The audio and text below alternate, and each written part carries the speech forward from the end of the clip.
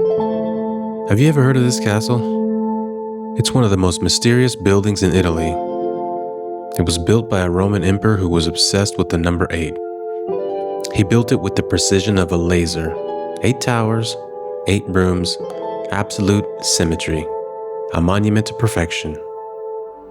But our day visiting this castle was the opposite of perfection.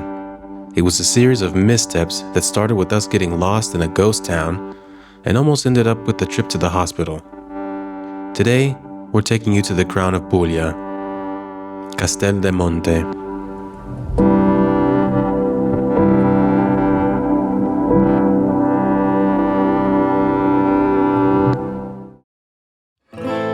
We had 2 goals for the day: visit Castel del Monte and try Burrata in the city it was invented, here in Andria.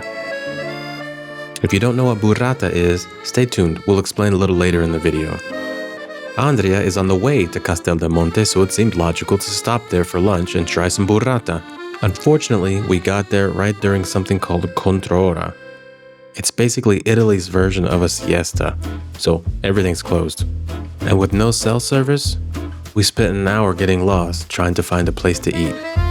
Thankfully, we eventually found something. Why were we trying burrata in Andria? Because Andria is motherland of burrata, and we didn't find the burrata. We lost, and We got lost.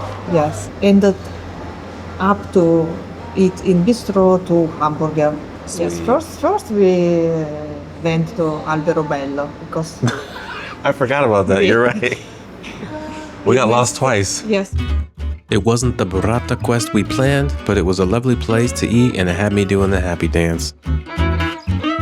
On the way back to the car, we stumbled into Mucci Giovanni, a chocolate store that's over 100 years old. We met the 4th generation owner, and she was nice enough to give us an explanation of some of her confections. Ricci con la mandorla e questa a forma di frutta con il rosolio. Erano dei confetti meno pregiati che si lanciavano tra i gruppi mascherati per strada.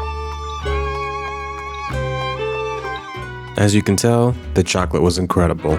We loved it, we bought some, and it looked like our luck was changing for the day. Until this happened. Oi. The streets of Andria are really uneven, and Elena twisted her ankle on one of the stones.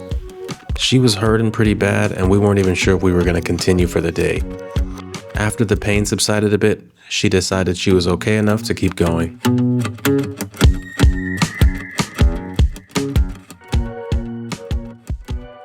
Always so dream to visit this castle because it's something special for me. It's so perfect, and finally we are going to visit. Stepping inside, you immediately notice that Castel del Monte isn't your typical fortress. There are no moats or defensive walls.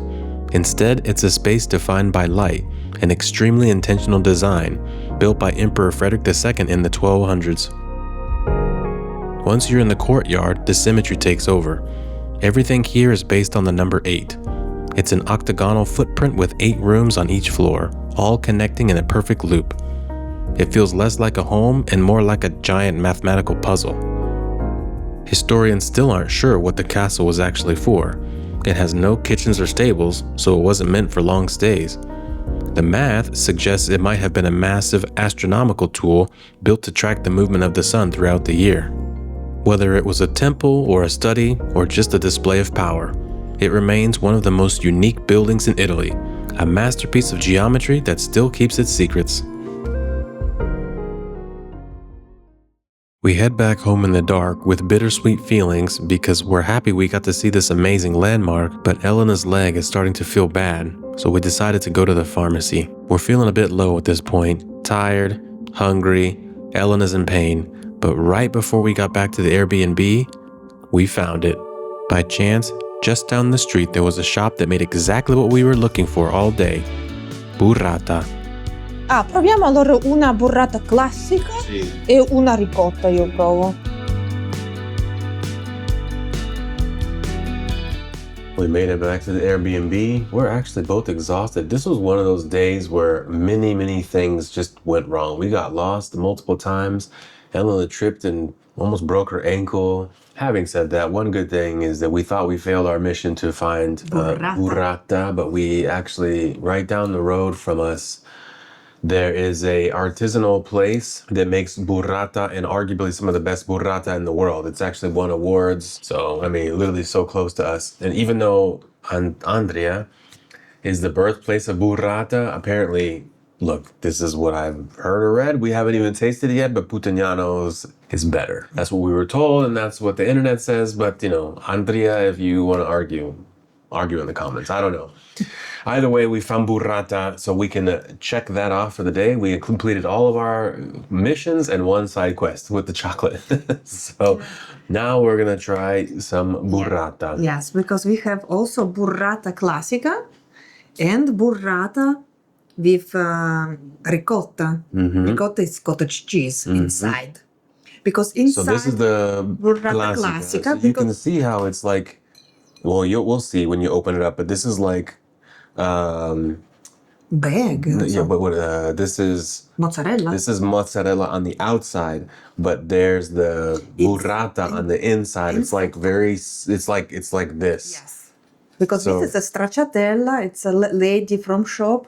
She gave us this little of stracciatella to try. Stracciatella, very special traditional pugliese affumicata with this tree. Yeah, affumicata means smoked. Yeah, so it's smoked with the beech tree. Let's cut this open so we can see what it looks like when you actually open it, because it's not traditional mozzarella that's like inside, but you'll see. Yeah, I don't know how to do this. Just cut it open and yeah.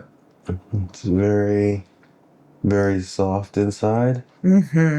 So, and lady, she told we need to eat with some dry bread, but actually I didn't. I bought wrong crostini, but yeah, dry bread. This is my first burrata, and apparently some of the best in the world, so I feel lucky. All right, just like in Istanbul, I'm gonna mute this because if it's too loud.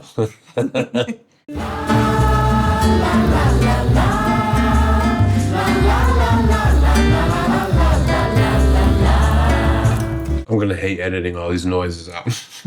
It's excellent. It is very, very fresh. I don't know how to say what it tastes like because there's a little bit of salt in there, but obviously there's the cheese, you can taste a little bit of the mozzarella and the stracciatella.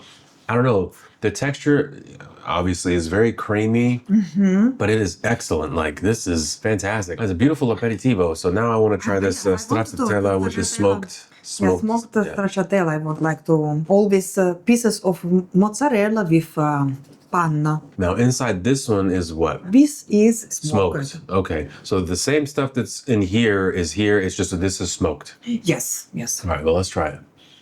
Oh, I can smell it. Oh, before I even eat it, I can smell the smoke.